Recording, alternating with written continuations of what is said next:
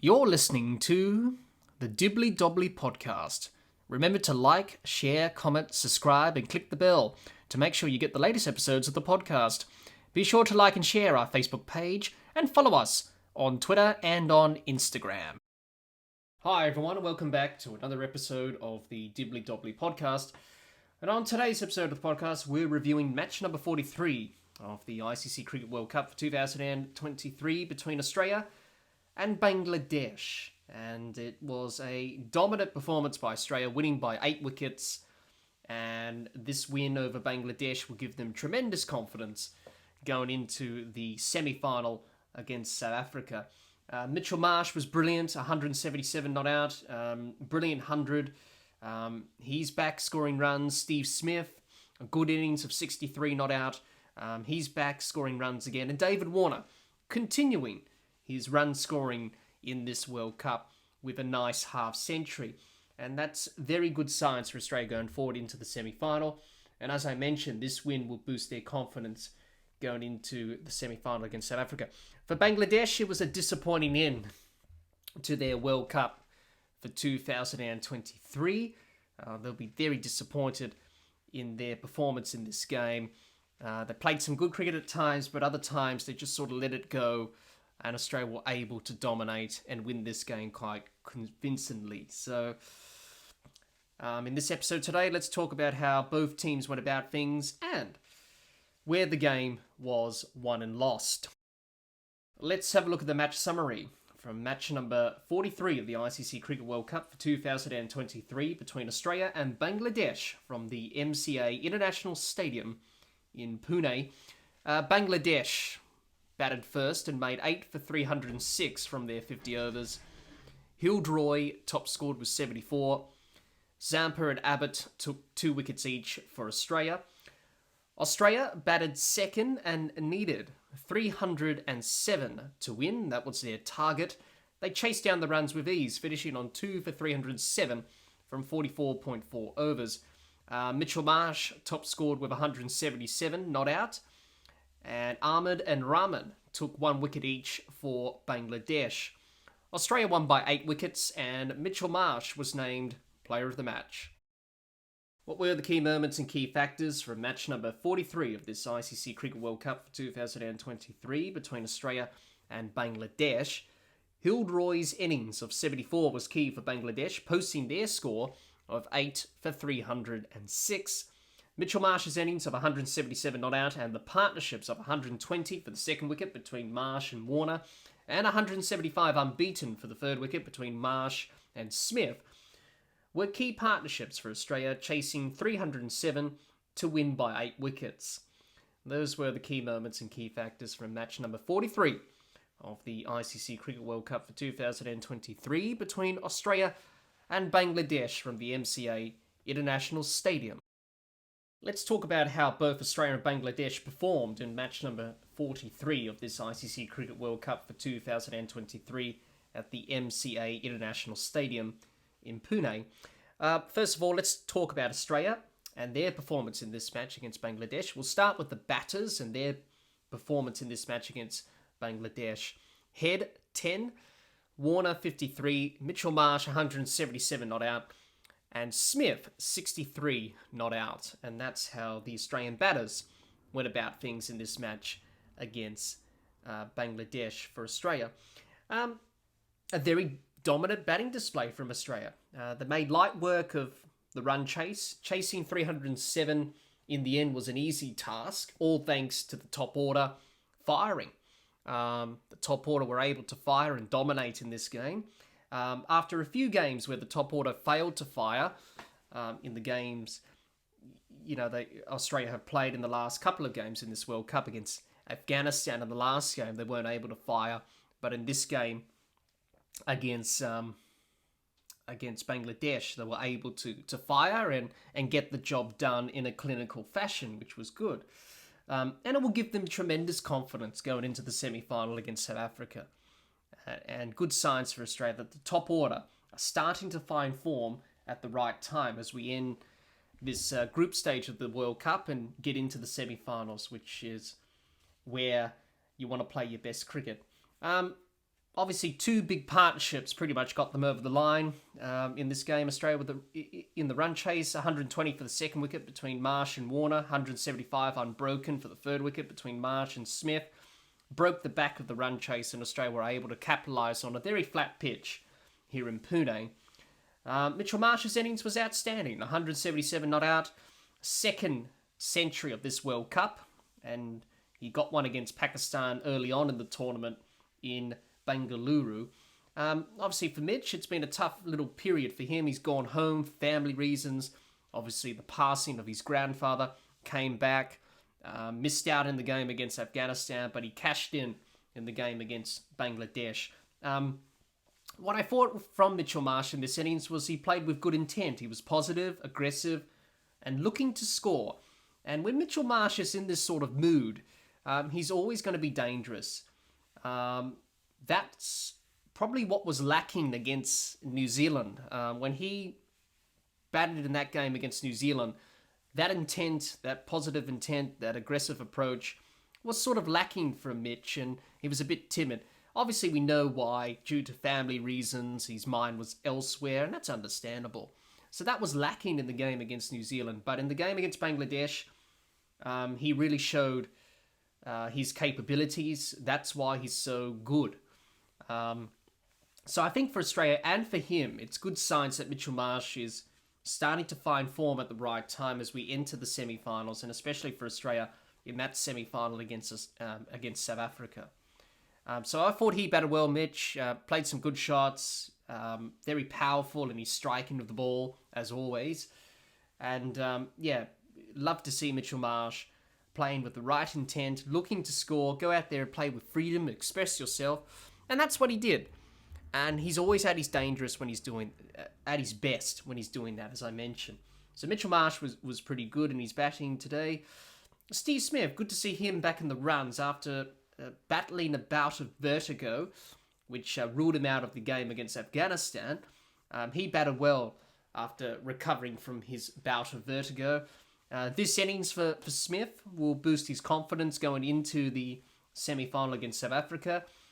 David Warner batted well, another 50. He's had a pretty good tournament, and also good signs for Australia that he's starting to find form at the right time as Australia head towards the semi-final against South Africa. So, in the end, the top order prevented a collapse, be it on a flat pitch in Pune, but they were able to get the runs and do it in a clinical fashion. And I think for Australia, that's what they would like from this batting performance, is that the top order stood up, did their job on a very flat surface, be it in Pune, but they were able to stop a batting collapse. They were able to get the job done, and someone in the top order was able to score a big century, which was the main thing, and that was Mitchell Marsh in this game. 177 not out, it's a big century. So Australia will be liking that the top order stood up, got the job done. I think the one thing that they would have liked from this game is that the middle order would be tested a little bit, but you can only play what's in front of you, and Bangladesh's bowling attack hasn't been at the best of times in this World Cup. They haven't been quite at their best, and they weren't able to pick up wickets. So the middle order wasn't really tested in this game against Bangladesh. Australia would have liked the middle order to have a bit of a hit and just be tested. But in saying that,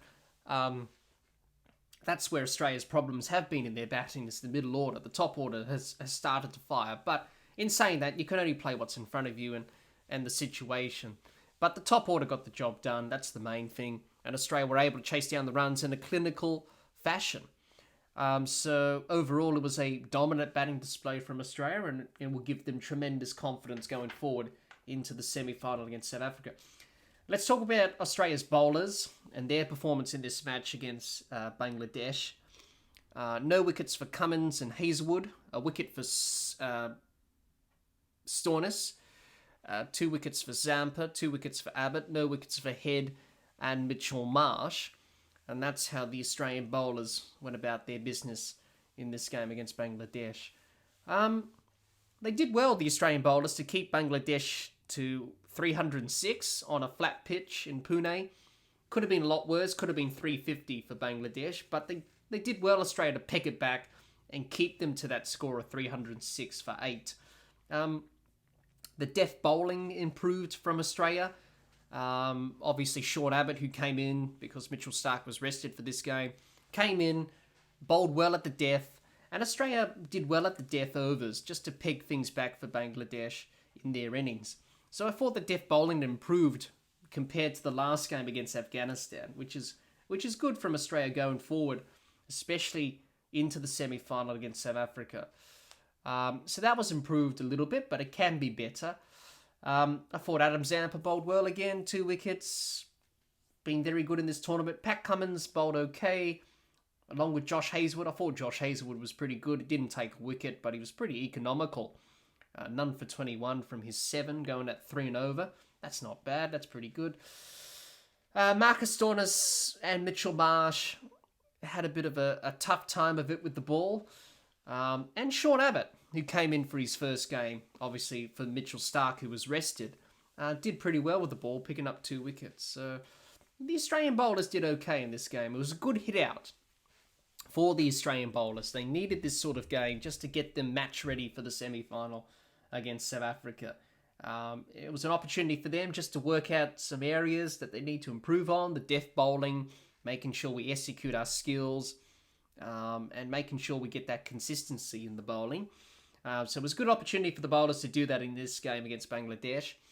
The bowling, it was a little bit up and down at times, but be it on a flat pitch in Pune, they did well to keep Bangladesh to a good score of 306, which Australia were able to chase down.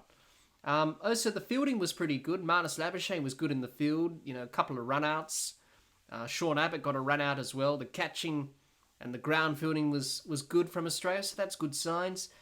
And, nothing more to say, really. Overall, it was a reasonable bowling performance by Australia and a pretty good fielding performance from them as well. Let's talk about Bangladesh's performance in this match against Australia with bat and ball and how they went about things. Let's start with the batters from Bangladesh and talk about their performance in this match. Hassan, 36, Das, 36, Shanto, 45, Hildroy, 74, Mahmudullah, 32, Rahim, 21, and Miraz, 29. That's how the Bangladesh batters went about things in this match against Australia. Bangladesh's batting in this match was, at times it was pretty good and promising. Other times they sort of let themselves down really with their batting. A bit patchy in their performance, posting 8 for 306 on this good pitch in Pune, which was a pretty flat surface. Wasn't enough in the end. 306 wasn't enough. Australia chased it down with 2 wickets down, and obviously Mitchell Marsh scored a big century, as we've already mentioned. The story of Bangladesh's batting, batters got in, got out, lots of starts, and no one converted. No one converted to score a big century like Mitchell Marsh did for Australia. No one really stood up and converted the starts into a big score. And that was the story for Bangladesh. Also, lack of big partnerships as well. There was only 2 50-run partnerships in their innings, 76 for the first wicket between Das and Hassan, and 63 for the third wicket between Shanto and Hildroy. Only 2 50-run partnerships, not really any significant partnerships of note, which didn't help Bangladesh as well. I thought Hildroy batted well for his 74, played some good shots, but just couldn't convert his good start into a big century. So the other problem for Bangladesh is that towards the end of the innings, all the set batters got out. And that's why they just got over 300, because usually when you lose a set batter towards the end of an innings and the tail enders come in, which was the case for Bangladesh in this game, you're not going to capitalise. And that's what happened. And that's why they got over a score of 300 to get to 306, which in the end wasn't enough. So overall, it was an indifferent batting performance from Bangladesh, and they'll be very disappointed that they didn't really maximise the good starts that they had with the bat. Let's talk about their bowling and their bowling performance, the Bangladesh bowlers in this match against Australia. No wickets for Miraz, Ahmed, Hassan, a wicket for Ahmed and Rahman, and that's how the Bangladesh bowlers went about things in this match against Australia. Defending 306, they couldn't do it in the end, the Bangladesh bowlers. It wasn't enough. They needed more. They needed like 350 or something to put Australia under some sort of pressure. That didn't happen. They were not bowled out for 306. In the end, they were 8 down for 306 at the end of their innings. So the bowlers struggled to build pressure on Australia. They didn't take wickets at regular intervals. They just couldn't build the pressure. The pressure was being applied from Warner, Mitchell Marsh and Steve Smith, and also Travis Head in his short innings. The Bangladesh bowlers just really struggled on this flat pitch. The pitch wasn't really offering much in terms of seam or swing or any spin. So the bowlers struggled big time and they weren't able to defend the score. So, Bangladesh's bowling in this World Cup hasn't really fired in all departments. So they struggled again, leaking runs and not building pressure. That was the story from Bangladesh's bowling performance. Really nothing much to add on to that, really.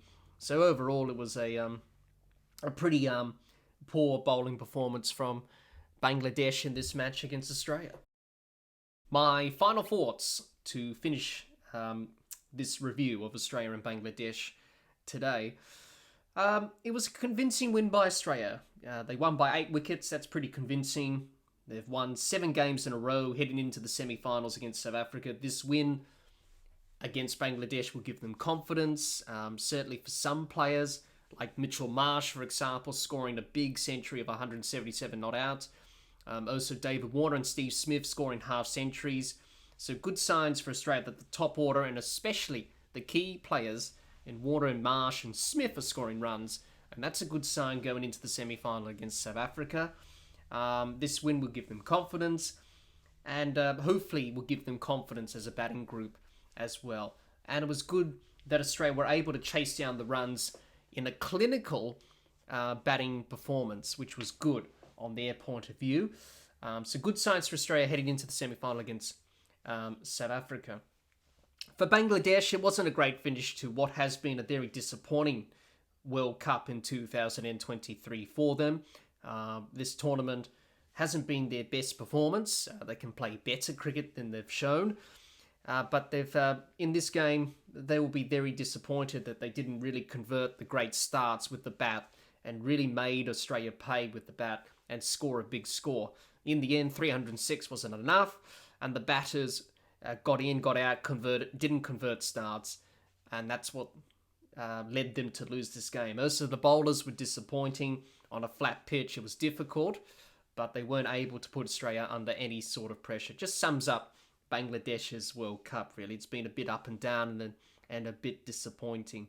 So they'll be bitterly disappointed to end this World Cup in the way they did. Thanks, everyone, for listening to today's episode of the podcast. Stay tuned for more ICC Cricket World Cup 2023 episodes and live streams on the Dibbly Dobbly Podcast. If you're watching or listening to this episode of the podcast on our YouTube channel, let us know your thoughts on this match between Australia and Bangladesh in the comments. We would love to hear what you have to say. Thanks for listening. Until next time, keep safe and bye for now.